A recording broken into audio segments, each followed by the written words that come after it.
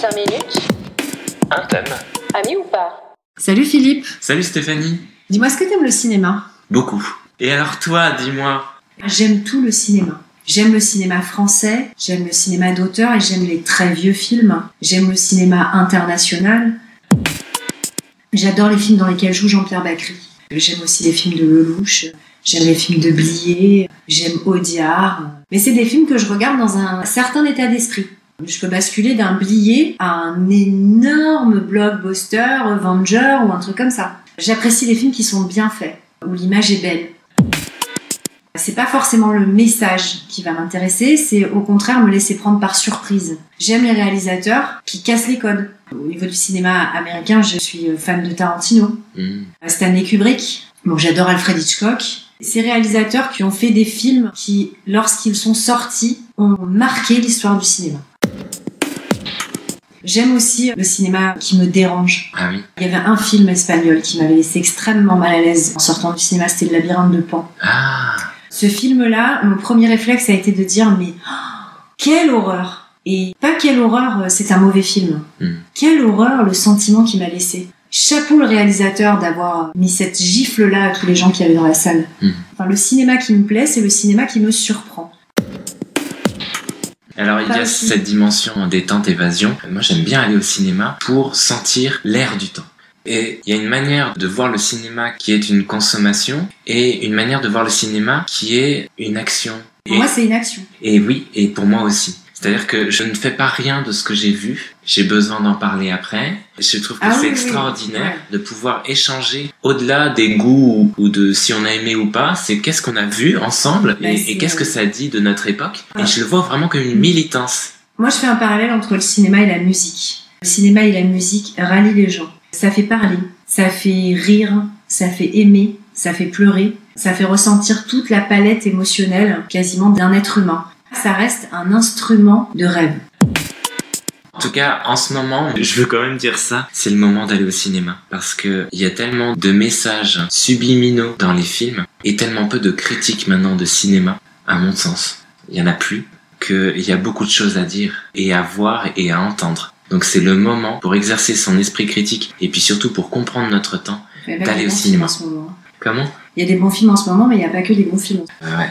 Moi, j'ai du mal à trouver des films sur lesquels je peux dire j'adhère et j'entends des vérités. En revanche, ils sont extrêmement signifiants et c'est pour ça que j'aime aller au cinéma. Mais ceux qui me remplissent le cœur, il y en a très très peu.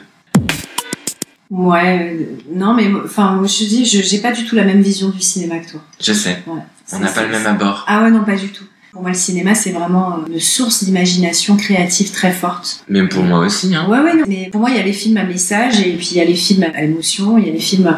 Tous les films ne se regardent pas en attendant un message ou en essayant d'en détecter le message. Il y a des films qui se regardent de façon très simple, il y a des films qui se regardent avec son cerveau, il y a des films qui se regardent avec le cœur. Et... Enfin, tous les films ne sont pas un caractère, un message. Alors, c'est là que, moi, c'est vrai, mon cerveau est toujours en marche. Donc même quand j'essaye, tu vois, de le mettre en veille, toute œuvre, tout a du sens. Même si on veut pas le voir et même si on n'en a pas la prétention. Tout a du sens, mais est-ce qu'on a besoin de s'infliger un sens extrêmement lourd à quelque chose qui est censé nous distraire? Mais justement, plus il y a une prétention de distraction ou une absence de prétention. Mais ça, c'est très catho. Plus une chose, ah non, parce que crois-moi, les cathos, je trouve, en général, il n'y a aucun sens critique. Je vais te donner un exemple. Je suis allé au cinéma avec mon grand frère, qui est pas la moitié d'un imbécile, et mon papa, et on est allé voir la réadaptation, façon film d'animation, du Petit Prince. Donc, je veux dire, moi j'avais pas dans l'optique de me prendre la tête. Et en fait, mon père et mon grand frère m'ont dit, après avoir entendu tout ce qu'ils n'avaient pas vu dans le film, et que moi j'avais vu, mais sans le faire exprès, ils se sont dit déjà, on est bête, et puis on n'ira plus au cinéma avec Philippe, parce que bon, il a vu plein de trucs que nous on n'a pas vu, et puis il est incapable de regarder un film de manière, tu vois, complètement détachée. Mais c'est pas regarder un film de manière complètement détachée, c'est que même si on a conscience que dans certains films, il y a une instrumentalisation des personnes qui sont devant leur écran, une forme de manipulation, on peut en avoir conscience et s'en détacher. Ah mais je pense faire ce travail de détachement entre ce que je vois et le plaisir que j'ai à voir un film dont je vois que c'est un film de propagande. Donc je peux me situer sur les deux tableaux. Voilà, parce que si on part de ce principe-là, même un Walt Disney est un film de propagande. Ah mais complètement. Voilà, donc c'est horrible. Mais pas du tout. Non mais si, moi je trouve Mais ça pas du tout. Non, mais si, Parce que je lui enlève pas non plus sa part plaisante. Je ne lui retire rien. Toi, mais tu poses quand même la question, tu vas chercher le truc. C'est. Ah, mais je suis pas un gros crispé ou un parano quand je vais voir un film. Non, c'est absolument pas mon propos.